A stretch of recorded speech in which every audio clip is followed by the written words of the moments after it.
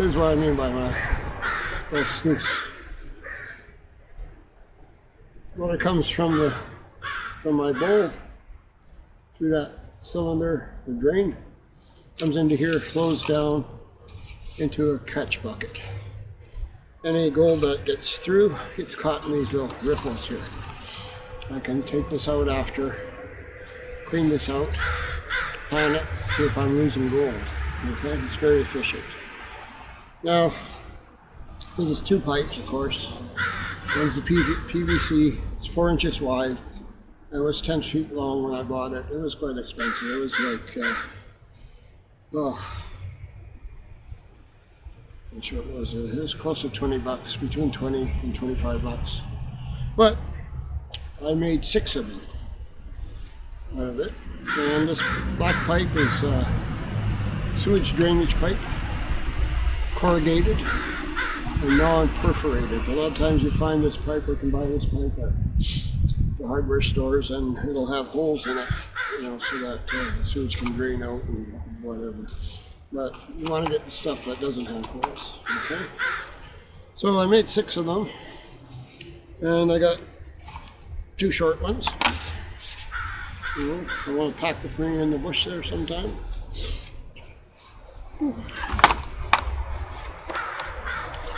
I got this little long one, which is just about the length of my tub in there, my basin, and it's the one I actually use. I have it set out there. There's 2 of each, so there's 2 of the smaller ones. These are the middle-sized ones. There's 2 of these, and the other one's already in the basement, not the basement, but the garage, pardon me.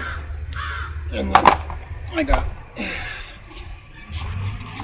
these 2 longer ones. Okay. Now, when you make these, it's not easy. I had to cut the PVC twice, of course. I centered it on the table saw, run it through, did 1 cut. And I turned it over, and it flopped around because it was already cut. Flopped all over the place. You can see it's not very even right here. You know. So anyway, I did my best, tried to cut it through nice and evenly. And that was bad enough. They're 10 feet long. And of course, it's a little wider on one end here, so you can put in another PVC pipe if you're going to add a bunch of them together for doing whatever sewage or plumbing or whatever. So then you're changing width in it, so it's a little tricky. Okay. Right now the corrugated stuff, this was extremely difficult. You can't just take a 10-foot length and run it through the table saw.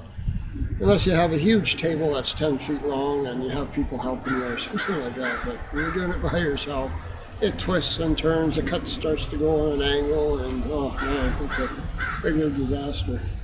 This piece was about 8 bucks. Well, let's say this was a lot more expensive, the outside PVC, around 20, 25 bucks. This was only 8 bucks, it's corrugated. So.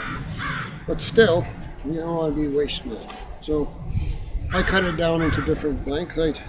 That's why I have the 3 different lengths. I thought I'd try a shorter piece, see how that ran through, and then I got brave and went a little bigger, and then a little bigger. And it was not fun. Also, this corrugated stuff is 4-inch tube, which is the outside diameter of this PVC pipe. So I think that's the 4-inch there, PVC. So when you try to fit this in, half of one of these corrugated pipes to half a PVC pipe leaves a lot of extra. You're going to have like about that much extra sticking out from half of the corrugated pipe. It seems to be a lot bigger. On top of that, you have to press it down when you put the screws in. You know, so you push down with one hand, screw your screws in and try to hold it. It's all rounded, so it's quite a job, but it's not fun. Then the screws are sharp, so I had to get a grinder, grind down, cut off and grind down the ends of the screws. Except for certain screws, which I'll show you in the garage what they're for. Okay, so all in all, it was a little tricky. Some of them I had to put in more screws than others because of the way the pipe was sitting in it. And took a little while to get that. But anyway, out of the 25 bucks and $8, I got 6 pieces. So lasts me a lifetime. I don't know about you. And then I got different sizes, you know, for whatever needs I may need them for. You never know what size you might need. I know the middle size is the one that I use for my setup in the garage there for the tub length, and it works awesome. I did pick up a little bit of gold, some very fine gold I got through my bowl, and I was able to pan it out, check them.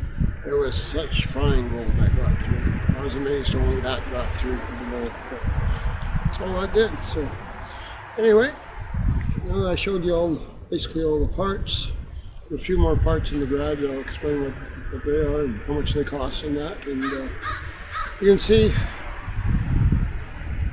even with the full price of these, everything, even the wire and that, and all the pans I bought, fittings and everything like that, maybe close to $100 total for all that. And if you just break them down to one piece, probably looking at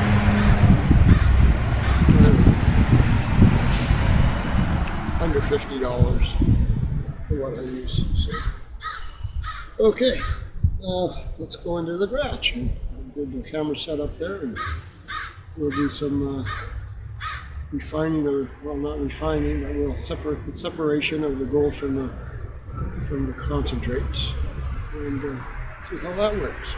See if that meets your approval or not. For this low budget adventure here. Okay.